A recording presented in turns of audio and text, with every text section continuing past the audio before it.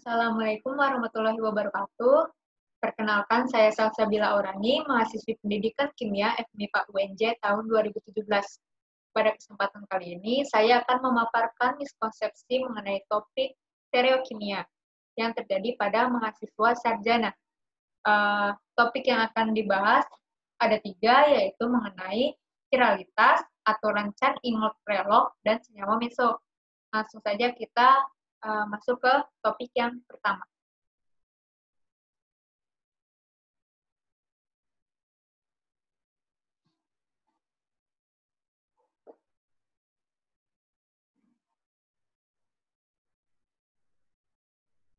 Ya, artikel yang saya kaji itu penelitian yang dilakukan di negara Turki mengenai stereokimia ini.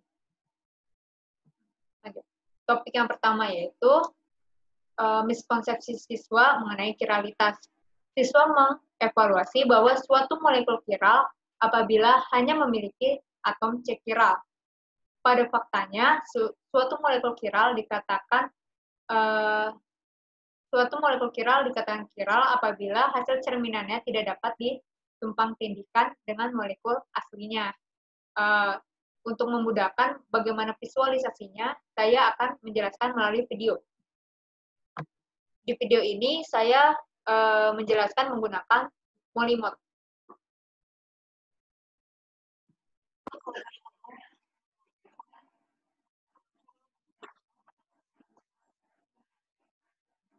Nah, yang pertama saya akan memvisualisasikan molekul kiral. Di sini saya memiliki molekul yang memiliki atom C kiral, yaitu atom yang mengikat 4 substituen berbeda. Lalu molekul ini akan saya cerminkan.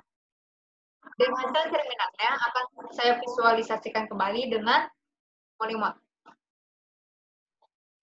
Nah,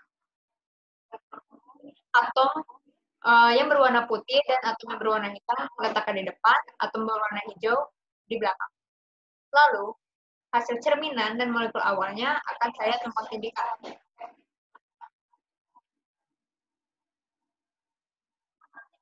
Maka hasil cerminan dan molekul awalnya tidak saling tumpang tindih. Coba kita lihat setelah diputar.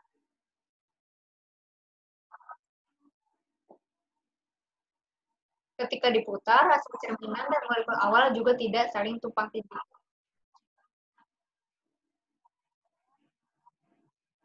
Coba kita putar kembali.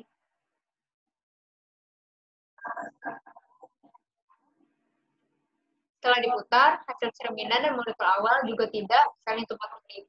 Maka molekul ini disebut sebagai molekul kiral.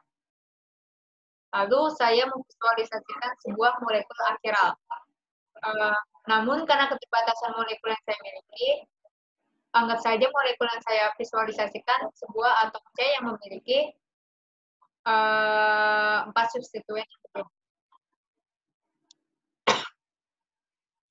Lalu molekul ini akan saya cerminkan, dan hasil cerminannya akan menjadi seperti itu. Molekul yang berwarna hitam di depan, dan molekul berwarna hijau di belakang. Hasil cerminan dan molekul awal akan saya tumpang-tindihkan. Sebelum diputar, hasil cerminan dan molekul awal tidak saling tumpang tindih. Coba kita putar kembali. Belum menghasilkan hasil cerminan dan molekul awal yang tumpang tindih. Namun ketika diputar kembali, molekul cerminan dan molekul awal saling tumpang tindih satu sama lain. Maka molekul tersebut dikatakan sebagai molekul akiral.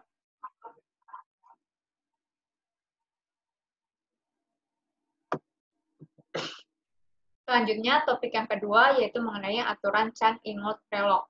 Di sini miskonsepsi siswa yaitu siswa beranggapan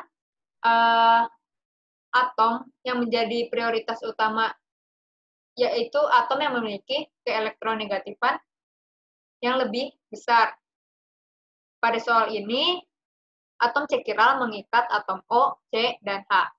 Siswa beranggapan O yang menjadi prioritas utama karena O lebih elektronegatif dibandingkan atom C dan H.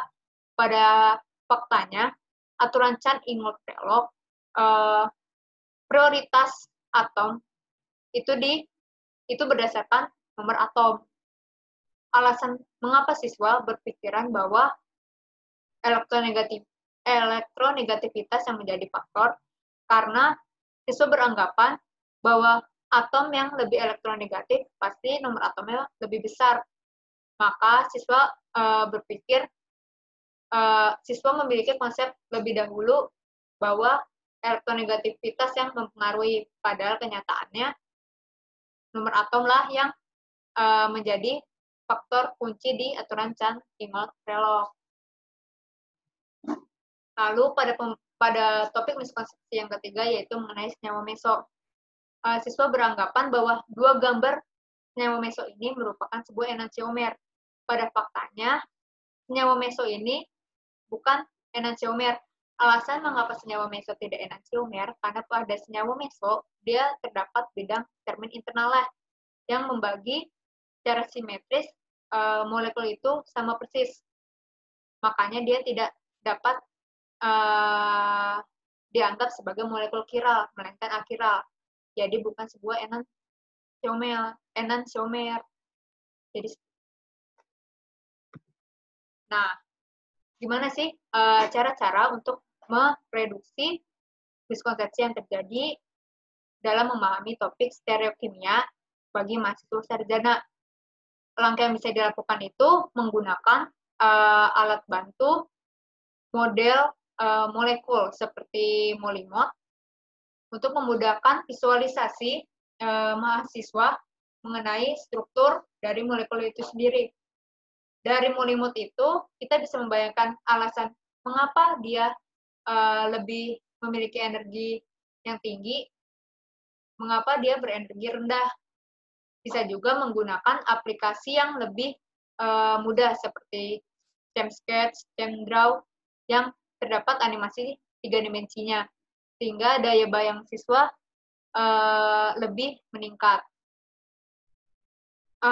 Selain itu, apabila menggunakan Molimod masih belum bisa terbayang, saran saya adalah jangan berhenti untuk belajar memvisualisasikan yang sudah kita pelajari dalam bentuk aslinya, yaitu melalui Molimod ini.